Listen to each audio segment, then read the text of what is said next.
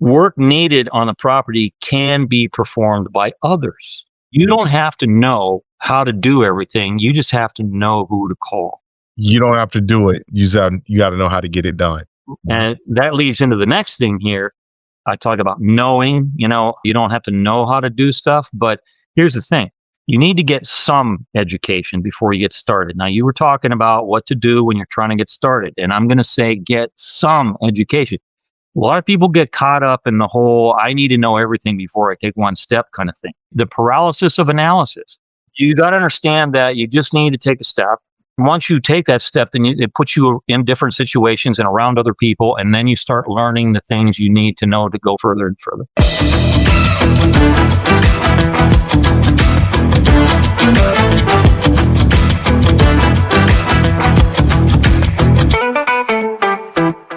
Good morning, and great morning, guys. Welcome to another fabulous episode of Exit Strategies radio show. Hey, you know who I am.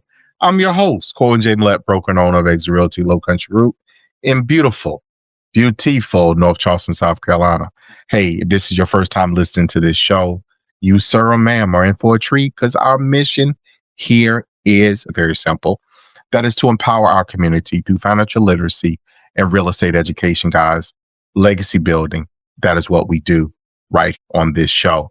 Got to give a shout out to those who listen to us faithfully. I'm extremely humbled at all times when I hear someone say, hey, I tune in, I listen, the content has been great, etc. So again, I got to give a shout out. I got to give a shout out to Shanice, who fairly recently said, hey, I listen to you every Saturday morning. I'm like, what? You do what? So thank you so much, Shanice, and your family for tuning in. Our folks in Muddy Mullins, Marion County, that's how we get it out the mud. That's how we do. We build up from the ground up. I appreciate you and I love you. People out there in Moncks Corner, my mama live out there, y'all. Y'all know it all the way back, all the way over to the coast, to Hollywood, what you know, no good. Thank y'all so much for doing what y'all do. And got to give a shout out to some of my favorite people, Elder Pastor Evans, Senior. He's senior. If I don't put that senior on, that dude will jack me up. Now he will snatch me up. So thank you guys for tuning in. So guys, look, we got a good show today. So our guest today, we had with us previously some time ago, and they essentially cracked the door open. You know, salesperson or somebody, they come over, they used to sell this thing on TV that the person opened the door a little bit and the salesperson would stick their foot in the door so you couldn't close the door. Well, he cracked the door open. I ain't saying we trying to close it, but he got his foot in the door into what today I'm looking forward to is amazing conversation about overcoming some of those fears, some of those, if you will, objections, some of those things that hinder us. So we have with us an author. He wrote a book, guys, Build Real Estate Wealth by Joel Miller. So Joel is here with us today, and we're going to get a little bit deeper into some of those things that may be hindering and holding some of us, if you will, back. So Joel, I want to welcome you to the show. How are you doing today? Oh man, Corwin, I've been looking forward to this. I'm doing great up here. I'm sure it's not as warm in Erie, Pennsylvania, where I'm at, as it is in beautiful South Carolina. So, but look, we'll have a nice warm conversation. Look here, the soup kitchen is open now because look here, it is high temperatures and humidity. I tell people it's like being in a crock pot. Imagine what your chicken, your beef, or your pork go through. That's what we do.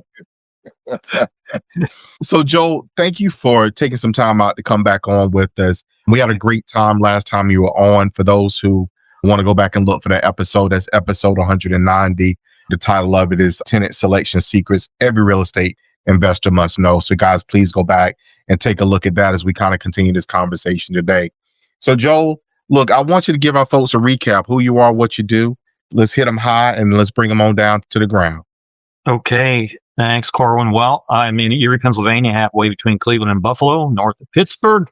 I am here because I'm in my 48th year as a landlord, primarily residential landlord. And about 1991, got into flipping houses before flip was a real estate term. When they start saying it on TV, we just call it quick turn. Mm-hmm. And I flipped over 100 houses. And then about 2018, got into hard money lending, which has kind of moved into the main thing that I do at this point. I'm just real pleased to be a part of the equation. for other investors that are earlier on in their journey. I lend to investors just in our area here for flipping projects, or if they are buying and rehabbing, for example, a keeper rental property that they need to stabilize in order to get permanent financing on it from a bank. But I've been heavily involved with the professional organization of landlords in this part of the state since late 70s, early 80s when it was created. I eventually got on the board. I'm our second longest serving past president. I was 6 years president, and I'm still vice president because everybody keeps asking me to stay on as the vice president. And along that way, I started teaching our Landlord 101 class to not only beginning investors, but investors that have been in a while that just want to brush up and hear a class taught by somebody that's different from the last time they took it, for example. Then in COVID time, I started making notes about a possible book to write. And 4 years later, last fall, that book came out. It's become a bestseller already. It's called Build Real Estate Wealth, Enjoy the Journey of Rental Property Investment. And it's a little different for most of the books that you might find in that genre, which are normally like 200-300 pages long and talk about simply acquiring property and managing the property and the math involved with rentals and all that. So this is 460 pages, Corwin. It's a big book. In fact, we decided to own it. They said, "Hey, Joel, that's too big of a book for this thing." Well, I just couldn't take anything else, so we just owned it. We just write on the front, it says the big book on rental property investing. And it's really becoming the go-to resource for people that want to change their lives with rental property investing, which I believe your audience is trying to do in many cases. They might have landed on this whole real estate thing and they just need to know a little bit more about how to do it. Ron LeGrand, I think you probably know who that is. He's kind of the guru to the gurus, the real estate guru. And he reviewed the book, and Ron's older. I mean, he's like in his mid to late 70s now, but he reviewed the book. He says, "I wish I would have had his book when I was getting started." So we'll go with that. But it's a book. The reviewers say this. They say, it's not a book you just read and say, "Hey, that was great," put on your shelf and maybe never look at it. It's a book you read and you park on your desk. You're going to refer to it. This is your book to get for referrals. It's written for the established investor, but it's also written for people that are just getting started and want to change their life. So, Joel, I'm going to jump in here because for our audience, guys, you can go to Amazon, you can Google the book and find it easily. And it does say right across the top, the header, but down there is the subtitle, if you will, is Enjoy the Journey of Rental Property Investment, which is huge. So I want to kind of take this as kind of the opportunity to introduce. So some of our listeners obviously are folks that invest, whether they do flips, whether they do buy and hold, they have maybe a small portfolio or even a larger portfolio of properties. But there's also a fair amount of people who are sitting here and saying, "I just want to get started and I am scared to death." So Joel, what is I'm going to frame it in the context of advice, but the reality sometimes it's not necessarily as much advice as much as it is encouragement. So what is your advice and or encouragement that you have for someone who is like sitting on go, like they have passed go, they got their $200, but then they stopped at the next square? Let's take a short break. You found the perfect property. You got the vision. Now you need the capital. At Mellifund Capital, we specialize in funding real estate deals for investors who want to build, flip, or hold and don't have the time to chase after banks. Whether it's new construction, a fix and flip, or long-term rental, we offer simple terms, fast approvals, and access to private capital. We even work with manufactured housing projects because we know what it takes to build value from the ground up. Simple. You bring the deal, we bring the money. Visit mellifundcapital.com or call 843-619-7038 to get pre-qualified today. Mellifund Capital, we fund what you build. Well, the biggest advice that I have, the overarching advice, no matter where you are in the country, is find your area real estate investors group, whoever is thinking to what you're trying to do, be it a landlording group, an investors group, or whatever. We have the Apartment Association of Northwestern PA. That was the organization I was telling you that I'm involved with. They are all over the country. And that is where you're going to be able to network with other people that have done or are trying to do the very same thing that you're doing or you want to start doing. And hopefully that organization is having meetings where you can network with these people and ask questions and get education, which leads me to the second part of that answer, and that is education. As you mentioned the word fear, afraid to start. What takes away fear? Knowledge, education. And that is part of the premise of the book. In fact, I kind of have a couple points here just to answer your question. The premise of the book is that you can add real estate to your life, even though you might want to hold on to something that you have a passion for, like another career or a job you really love, but you know that maybe it's not going to provide you any retirement. So you got to do something about that. And you've figured out that rental property can not only provide you some income along the way, but also bolster your retirement. It doesn't have to be an all or nothing, either or thing. I had another career as a professional mobile disc jockey. I think we talked about that the last time, which I pioneered the mobile DJ business in this part of the country.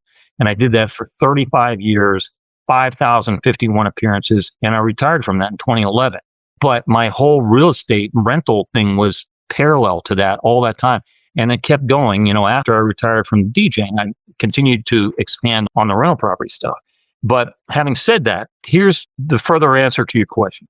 You need to clear your mind of overly negative and overly positive preconceptions about the rental property business. It's not all bad tenants and broken toilets, and it's not a get rich quick thing. You got to be in the middle and not having those two extremes of preconceptions. Education is how to bring you back to the center. So the other point I want to make is you can control the value and cash flow from rental properties to a much greater degree than with stocks or any investment bought on an exchange, because that's what a lot of people gravitate to when they have extra money. They are involved with some other job or something. They figure, well, it has to go into stocks. I just need to, that's what I have to do. But I don't know. You can't do anything yourself to affect the value of even one share of stock that you buy. The same way that you can affect the value of a piece of real estate that you own by making improvements, increasing rents, all sorts of things like that. Another point, rental income is residual and not related to you performing a specific task. They got to send you the rent every month, whether you're sick in bed or you're out doing something at the property. It doesn't matter. They still owe you the rent. And you say, well, hey, he just mentioned working on the property. Well, that's the next thing. Work needed on the property can be performed by others. You don't have to know how to do everything. You just have to know who to call. You don't have to do it. You got to know how to get it done. And that leads into the next thing here. I talk about knowing, you don't have to know how to do stuff, but here's the thing. You need to get some education before you get started. Now, you were talking about what to do when you're trying to get started, and I'm going to say get some education. A lot of people get caught up in the whole, I need to know everything before I take one step kind of thing. The paralysis of analysis. You got to understand that you just need to take a step. Once you take that step, then it puts you in different situations and around other people, and then you start learning the things you need to know to go further and further. So you don't need to know it all before you get started. And here's the thing, though. No matter how much education you get, it takes action to see results. And beyond action, it takes commitment. I mean, you can get a little education and take some action, but if you don't commit to following things through, well, then you're really not all that much further down the road. You have to commit and get it done. So those are the mindsets for somebody to take in whenever they're getting started, as you had asked about. Thank you for that, by the way. And let me come back in, because sometimes I tell people, I hear things, at times. And when you were talking about being a DJ and how much you travel, in my head, I heard the Lil Wayne song, Go DJ, because you was everywhere, 5,000 and some odd gigs, man. That's a lot of DJing, man. So kudos to you for holding it down and keeping the party going.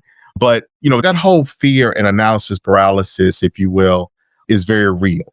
Now, you have a son, if I recall correctly, that got into, or essentially is following in your footsteps. And if you don't mind, give us an introduction, if you will, on his journey? Where is he at now currently in his process reaching his goals? He's doing great. When I mentioned that right around the time of COVID, I started making notes about the book, that was because he was in his early teens at that point. He's 19 right now. And it was becoming apparent that he did want to follow somehow, some way in this whole rental property thing. So, Corwin, I got to tell you, I got inspired to write this book as though my son, and he's my only kid, my wife and I, she's a little younger than me, and we were married 6 or 7 years before we finally were lucky enough to get him to come along. I wrote it as though he was going to be the only person reading. If that was all that happened, that was going to be okay. So there's nothing in that book that I haven't done or that I wouldn't do if the opportunity arose. And I did not write it for somebody an audience that I would never meet, that was just faceless and who would never hold me accountable. The person who holds me accountable for what's in that book lives down the hall, and I have to get it right. So that's what's in that book. And he has started on his journey. He graduated from high school last year, 2024. He bought his first rental property about a week after high school, closed on it a few weeks later. It's 3 units, fully occupied, owner financing. Didn't even help him on that. And I'm happy to tell you that since you and I talked the last time, he closed on a second property a few weeks ago, 2 units, also fully occupied. This time he got a DSCR loan. It's a type of loan. And he's a college student. He got that loan. He doesn't even have any income. Those loans are based on the income from the property that you're getting the mortgage on. And of course, they want to see that he had some reserve cash and had some experience and so on. And he's also taken the Landlord 101 class with me and the guy that wrote the bonus chapter in my book, Real Estate, Steve Zumigale. We were the 2 teachers for that. He took that last month. And that, you talk about legacy wealth or having a legacy. That's my legacy, to him is the book. And then he's my legacy for my family. And that's, I think, what a lot of your viewers, listeners are wanting to create is some sort of legacy wealth. They don't want to just make a lot of money and spend it all and die broke. I mean, some people have that as a philosophy because you can't take it with you. But some people want to change the position that their family might have had in their lives for generations. They want to raise up. They want to have some generational wealth. And I can tell you that I don't know what you could say to me to tell me that investing in income property is not the best way to do that. So you've referenced a couple of times, Joel, Real Estate 101 course. And when we think 101, we think fundamentals, we think basics. We think root of the matter. If you're going to do anything in advance, you got to start from the beginning. So this Real Estate 101 course, what does that look like? And I don't think you may mention, but is that an offering or something that's available to folks? A lot of people, look, we got to, as we joke from where I'm from, my hometown, we got to get out the mud. We got to get it from the bottom, but we're going to build it up. So is that how they have to figure it out? So tell us about that. What does that look like? Well, we're lucky enough that one of the founding members of our organization back in the late 70s, who is still on our board as an emeritus board member, John Baldwin is his name. He's like about 5th generation of one of the largest developers in our area and in fact in the country. And even though that's the case with his family, and there's many people in his family now that are involved in that business, about 10 years ago, while he's still active on the board, he authored this Landlord 101 class is what it's called. It's actually proprietary just to our organization. We've never licensed it out, or it's not available anyplace other than if you're a member of our organization, you happen to take the class. But I'll come back to that. So to answer your question, the course is in 4 sections, and it takes you from after you've acquired property. It's not at all about acquiring property. It is how to deal with the property after you have it. It takes you through preparing a property for rent, advertising the property, managing the property, and managing your tenants. That property management and tenant management are actually 2 different things. They go hand in hand, but they're different skill sets. And then ultimately, the last part of it is where you are either renewing police or maybe evicting somebody. And it takes you through Pennsylvania eviction law, that sort of thing. So it's very specific to Pennsylvania with what's talked about in there. Now, having said that, that class is a part of the inspiration for my book. It is essentially the middle part of my book because the book starts with mindset and takes you through even entity organization, and then finding, negotiating, and financing a deal. See, the Landlord 101 class doesn't do any of that stuff. Preparing the property to sell or rent, finding your tenants, the tax implications of owning and operating rental property, preparing financial statements for the bank, which is so key. I spent so much time on that. I got all kinds of tricks in there. I wouldn't call them tricks, strategies that make you look good to the bank first time you see the banker. Because at some point, not everything's going to be owner finance for you. Or seller finance. You're going to have to go to the bank sometimes for properties as you get bigger. So it's got a lot in there about preparing financial statements. Then understanding, it goes into philosophical things like understanding the difference between riches and wealth, some good best practices for not only operating rental property, but actually your life and any kind of business that you're in. So what I want to say was, like, I'm trying to figure out a way to encourage the investor groups like I am referring to, that I'm a member of here, to use my book as a basis for them to create their own courses, like Landlord 101 courses, because it's all in there. It's more than just Landlord 101. You could go beyond that. Like, we have a 201 class. I teach part of that. It's coming up in a few weeks. So that would be my encouragement, is to, as an individual, get my book. But if you're involved with any of these organizations, encourage them to consider using the book as a textbook for your own class, because that's the key, is getting the education so you don't get caught up in the paralysis of analysis, like flitting from here to there to that seminar. Oh, I just need one more boot camp and all that. And then I'm going to be taking a step and getting rich. Exactly. So, Joe, let me ask you this one, and we're getting pretty close to our time for today, but let's talk about, we've really kind of hovered around that beginning, those things, just the initial step and getting people over the hump of fear. But when this thing is right, so when you get it right, you get in and starting to get my bearings, what strategies do you suggest that people employ to get them to one of the first milestones? Obviously, very first milestone is, hey, I just want to make some cash flow. But one of those special milestones is when you get to that first $10,000 a month in net cash flow. So what strategies do you suggest, give, share, encourage people to pursue to help them to get to that magical number, getting from 0 to 10,000? Some people say 0 to 100, but no, we're trying to get 0 to 10,000. So give us that. You're referring to the chapter in the book called $0 to $10,000 in net cash flow per month. I love it. Thanks for the lead in. That chapter starts with a guy making $40,000. It's like a fictitious investor. Okay. He's making $40,000 and he's a tenant. So one of the first best steps that you can take, first of all, you have to get your mind straight, that you're going to do this. You're going to commit, you're going to follow through, and you're going to discipline yourself to be able to continually put aside money that you're going to use for investment. Yeah, there's such things as no money down deals. I get that. But that takes some skill that you need to learn and some marketing to find those sort of deals. So hopefully you can get your foot in the door with some sort of a seller finance deal where you are able to put a low amount of money down and have a reasonable interest rate. Like right now, going interest rate for that sort of stuff is like 6%, maybe 5% down, and you're paying the sellers to bank. But to expand on that more specifically, I'm not talking about getting a single family home for you to live in or to rent out. I'm talking about getting a place that has anywhere from 2 to 4 units, but you are going to occupy one of those units. And since you're going to occupy it, though, you actually have the availability to get an FHA loan, which I think is 3.5% down, I think is the going thing right now. And you have to live, I think it's only a year in one of those units and still rent out the other 3. And then you can move on and do it again. You just can't have more than one FHA mortgage at a time. So, you would have to, let's say you moved in one unit of a 4 unit, you'd have to be there a year or so and then refinance that into some sort of a different type of mortgage.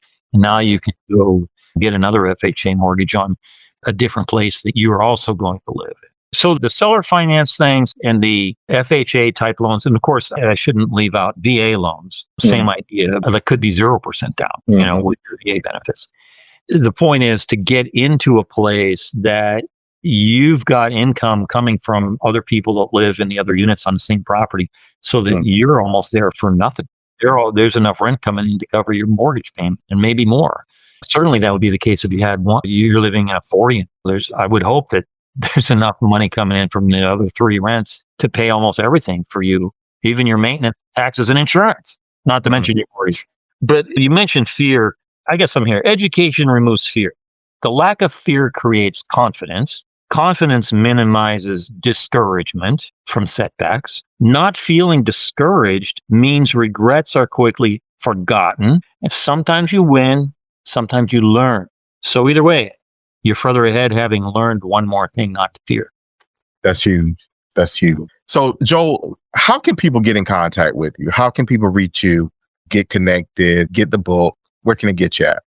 Well, you can find Joel Miller or Joel Miller Books on Facebook, LinkedIn, X, Instagram. But mostly I would direct you to the website that is created for the book, which is Joel Miller Books, plural, books, plural, joelmillerbooks.com. And on the homepage there, you can see, there's a button you can click on. You can see the entire detailed table of contents, so you know what we're covering there. Another button will show you some sample content, 2 or 3 paragraphs of the best stuff from each of the 16 chapters. And if you really want to contact me, you can also do that through the website. On the contact button, type in a message, hit send, comes through the same email that you and I communicate on. But of course, there's several buy buttons on there. And if you click on the buy button, it takes you right to the Amazon page where it's for sale. We don't sell the book from the website. You just can do that through Amazon or about 15 other platforms. It's an ebook or a paperback. And I would add one thing. Some people might say, oh man, I don't want to read no 460-page book. I wrote it for you. I did it with you in mind. Here's what I did. I put in a whole bunch of bold type words, sentences, paragraphs, and so on, so that if you did nothing besides skip from one bold type to all the way through the book, you get the whole idea. And if you found something, say, well, I need to know more about that, just stop and read all the work. So it's an easy read. Good deal. Good deal. Well, Joel, I want to thank you again for coming on and giving us those nuggets today. I know that it encouraged someone. I'm going to be blunt and frank about it. Every time I get an opportunity to talk with someone, quote unquote, speaking my language, I pay attention to what they're saying. So with that being said, I literally have gleaned some new ideas from our conversation today. So I cannot wait to implement those and work to put that into play. So did you use the joke I told you the last time we talked? Give me the joke again. I don't think I did. Hear about the landlord that was seeing a psychiatrist, a clinical psychologist, and a licensed counselor for a personality disorder. He had an apartment complex. That's a good one. I love it. I love it. No, I haven't. I'll have to keep that. We have to re-air that for sure. I got one more nugget for you. Go ahead. Don't take advice from anybody you wouldn't want to trade places with. That's huge. I know that some of your listeners right now are thinking, yeah, I want to do this. My family is going to put me down for trying. They're going to tell me I can't do it. Don't take advice from anybody you wouldn't want to trade places with. If you don't want to make an improvement for yourself, then just keep listening to the same old advice. But if you want to do something better and new for yourself, start listening to the people that have been where you want to go. That's huge. Joel, I thank you for that.